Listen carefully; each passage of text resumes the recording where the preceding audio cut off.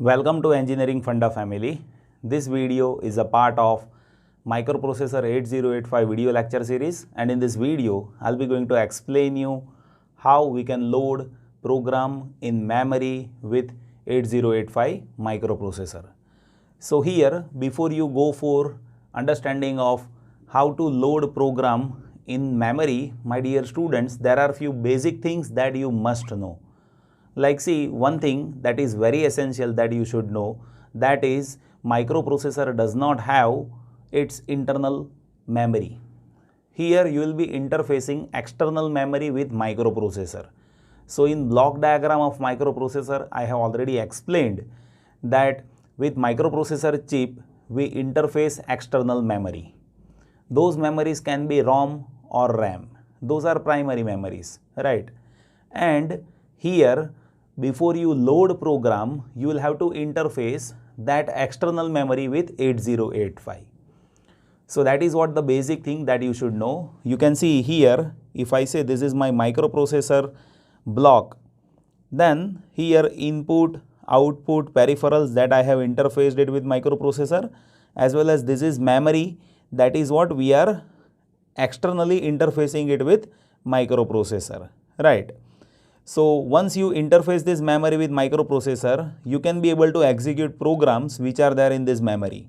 So now question is how we can load the programs in memory. So before I explain you how to load program in the memory, my dear students, you should know with microprocessor we are having multiple ways to write the program. Right now, first I'll explain you in general way of writing the program. With microprocessor 8085, we have only assembly language. But when we talk about microprocessors and microcontrollers, then we can write program in higher level language also. So there are basically two ways by which we can write programs in general for any microprocessor and microcontroller.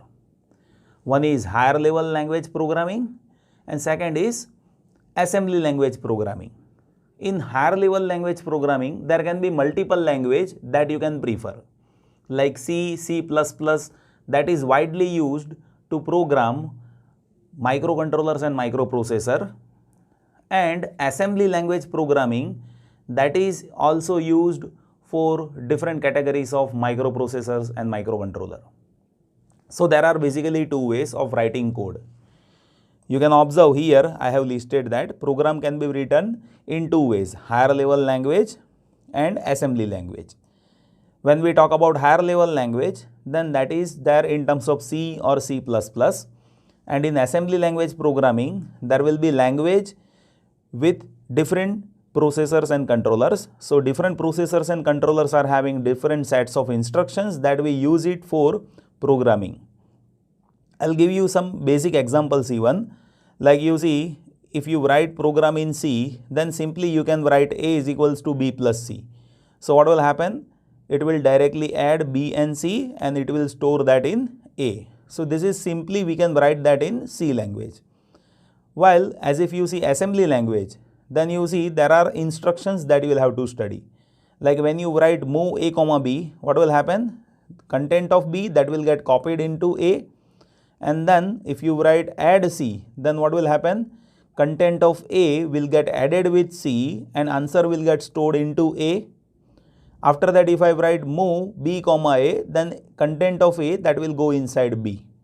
So this is how instructions are there. Right now I am not going in detail of instructions. What I am saying is this is how instructions are there, and these instructions are there in terms of assembly language programming that one can say. And this assembly language programming that differs with respect to different processors and controller. But what is my agenda? My agenda is to tell you that there are multiple ways by which we can write the program. This is higher level language and this is assembly language.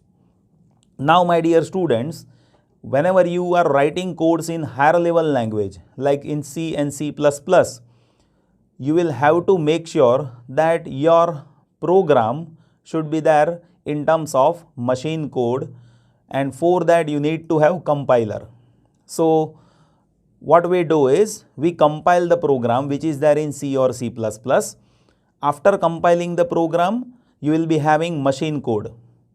And even if you write program in assembly language, at that time you should be using assembler. So once you assemble the program, you will be having machine code which is understandable by this microprocessor. So my dear students, microprocessor that does not understand C, C++ or assembly language, it understands only machine code, or you can say lower level language, and that is there in extension of obj or .hex or .bin. So this files that we generated by using compiler. Now my dear students, I have seen there are many questions that is coming in interview, and in interview I have seen interviewer is asking students that what is the job of compiler, and I have seen students who have been replying them like compiler identifies how many errors are there. My dear students, compiler job is not to identify errors. Compiler job is to convert given higher level language into machine code. Yes, it do show you how many errors are there, in which line errors are there, right? But it is not the job of identification of errors. Its job is to convert given higher level language code into machine code so that microprocessor can understand it and it can execute instructions step by step, right? So here compiler is doing what? It is converting higher level language into machine code. Remember this. What is the job of assembler? Assembler is converting assembly language into machine code. So if you write program in assembly language, you will have to make sure before you load it into memory, you will have to convert that into machine code. That's why we need assembler. If you write program in C, C++ or in any other language, you will have to make sure that your program should be there in terms of machine code, and that's why we use compiler and assemblers. Yes, obviously compiler will show you errors, but main task of compiler is to convert higher level language into lower level language. Now my dear students, once you identify that machine code, you can load that machine code into memory, and once you load that machine code into memory, by giving command to microprocessor, we can execute the program. So in next video, my dear students, I'll explain you how microprocessor executes program. Here I have shown you how we can install the program. Now my dear students, here one more thing that is very essential that you should know. What is memory? See, memory is having address and data. So it is structured like there are addresses in sequence, and with each address there will be data, right? Now it is not compulsory that there is always data. It may be empty. You may need to fill it.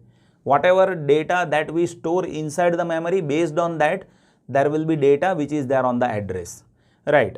So whenever you write program, you convert that into machine code, then you just load it into memory. Once you load it into memory, it will get stored in the memory with respect to addresses, right? Like if I say I am having 64 kilobyte of memory that I can interface it with 8085, then it will be having initial address that will be 0000 hex, and its final address will be FFFFF hex.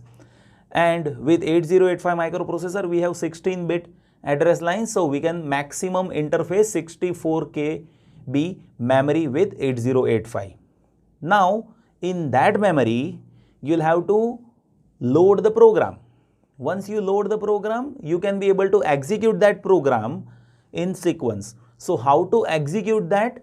That is what I'll be going to explain you in next video. I hope you have understood this. Still, if any confusion is there, I want you to place your doubts in comment box so that I can make sure in future videos I can cover all those things which is highly required over here. Thank you so much for watching this video.